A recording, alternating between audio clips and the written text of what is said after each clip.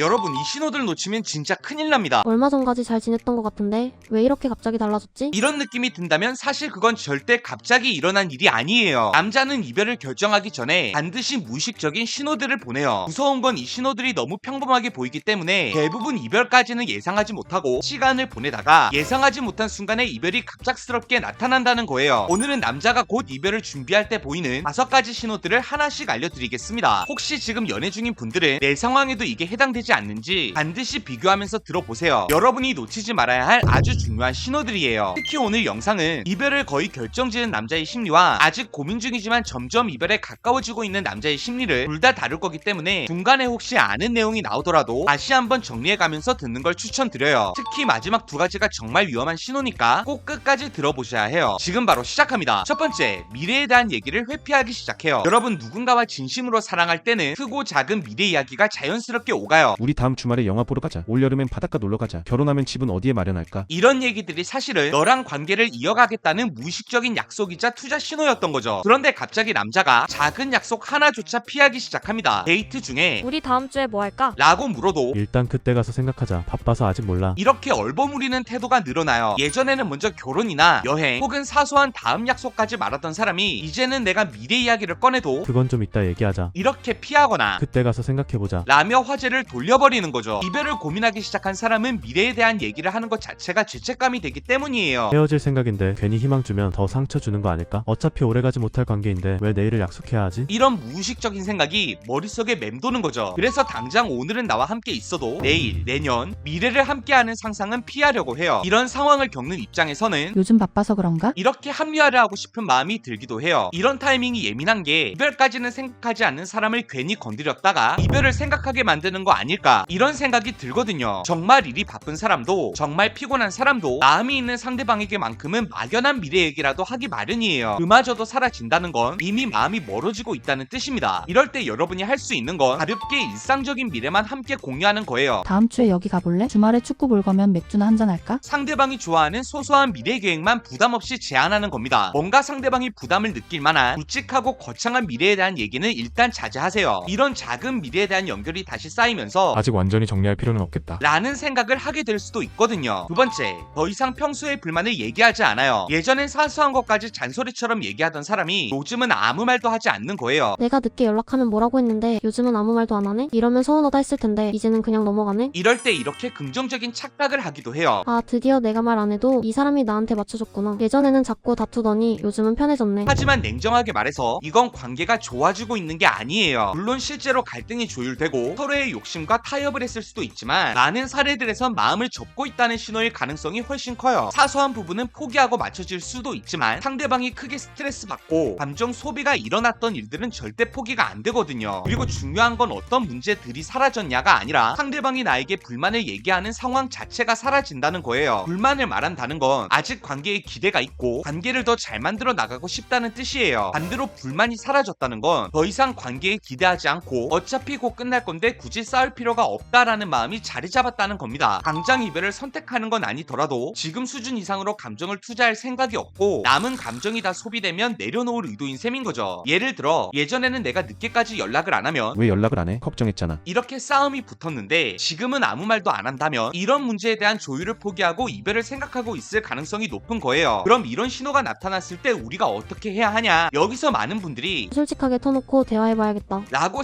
생각하시는데 이거 진짜 위험한 선택이에요. 상대가 애써 눌러두고 있는 불만을 굳이 끄집어내면 그래, 이제는 진짜 헤어지는 게 맞겠다. 이렇게 이별을 결심하는 계기가 될 수 있거든요. 그래서 이 시점에서 필요한 건 말을 끌어내는 게 아니라 행동으로 보여주는 겁니다. 상대가 요즘 직접 말을 하지 않았더라도 그동안 자주 말했던 불만들을 떠올려 보세요. 이걸 먼저 개선해서 보여주는 거예요. 그리고 거기에 한마디를 더 얻는 겁니다. 요즘 나 이해해주는 거 너무 고마워. 나도 더 잘해야겠다고 생각했어. 이 말은 2가지 효과를 만들어요. 첫째, 상대가 아직 이 사람이 날 배려하려고 노력하는구나. 라는 희망을 가지게 해요. 둘째, 내가 스스로 바뀌는 모습을 확인하게 되면서 아직 기회가 있을 수도 있겠다. 라는 마음을 갖게 되는 거죠. 세 번째, 오히려 더 맞춰주는 경우가 생기기 시작해요. 이 신호는 특히 헷갈리기가 쉬워요. 평소엔 자기 고집을 부리던 남자가 어느 날 갑자기 내 요구를 다 들어주고 심지어 내가 평소에 서운해했던 부분까지 먼저 챙겨줄 때가 있습니다. 여자들은 이렇게 생각할 수 있어요. 드디어 날 이해했구나. 이제 내가 바라던 연애를 할 수 있겠다. 근데 이게 사실 관계의 마지막을 준비하는 신호일 가능성이 큽니다. 남자가 진심으로 나와 미래를 그리고 싶어서 맞춰주는 게 아니라 마지막 미련을 털어내기 위해 정리하는 마음으로 행동하는 경우가 많기 때문이에요. 남자가 이별을 마음속에 품으면 동시에 양가 감정에 시달립니다. 그래도 우리가 함께한 시간들이 있는데 마지막으로 잘해줘야겠다. 내가 이 여자한테 빚진 건 아닌가? 이런 생각이 들면서 평소보다 오히려 더 다정해지고 내가 원하는 걸 다 들어주기도 해요. 겉으로 보기엔 나랑 더 잘 지내려는 모습처럼 보이지만 내면에선 마지막 노력 후에 정리 단계를 거치고 있는 거예요. 내가 할 수 있는 건 다 해줬어. 후회 없이 떠나자. 이런 마음 상태인 거죠. 그래서 이때 절대 착각해선 안 돼요. 많은 여자들이 이 순간을 갈등의 보상이라고 생각합니다. 그동안의 갈등을 이제야 보상받네. 그동안 많이 다퉜고 나도 감정이 상했으니까 이 시간이 마지막인 줄도 모르고 그냥 누리는 거죠. 그런데 이렇게 여자가 누리기만 하면 남자는 내 할 일을 다 했다라고 느끼고 마음 정리를 더 빨리 끝내버려요. 이때 필요한 건 남자가 나한테 보상해 주듯 행동을 할 때 나도 마찬가지로 남자에게 돌려주는 거예요. 예를 들어 남자가 평소 귀찮아하던 데이트 코스를 이번에 먼저 해줬다면 다음번엔 내가 나서서 남자가 원하는 활동들을 제안해 주는 거예요. 요점은 남자가 나한테 잘해줬을 때 실제로 작은 행동을 바로 돌려주는 거예요. 남자의 취향을 반영한 약속을 준비한다든지 남자가 원하던 걸 먼저 챙겨준다든지 이 과정에서 남자가 혼자서만 노력하고 있었던 건 아니구나. 라는 사실을 깨닫게 되는 겁니다. 네 번째, 상황적 거리감이 생기기 시작해요. 요즘 일이 너무 바쁜 상황이야. 지금 프로젝트가 커서 신경 쓸 게 많아. 처음엔 진짜 바쁜가 보다 하고 이해하고 넘어가요. 근데 이게 반복되다 보면 예전엔 아무리 바빠도 시간을 내줬는데 왜 지금은 안 그러지? 라는 의문이 들어요. 물론 남자가 진짜 바빠서 이런 경우도 있습니다. 근데 여자분들 잘 생각해 보세요. 예전에도 바쁘긴 했어요. 그런데 데이트 약속을 지키고 잠깐이라도 얼굴을 보려고 노력했고 몇 마디라도 메시지를 남겨줬어요. 왜냐하면 그땐 관계가 우선순위였거든요. 아무리 피곤해도 내 여자한테 소홀하면 안 된다라는 생각이 더 강했던 거예요. 근데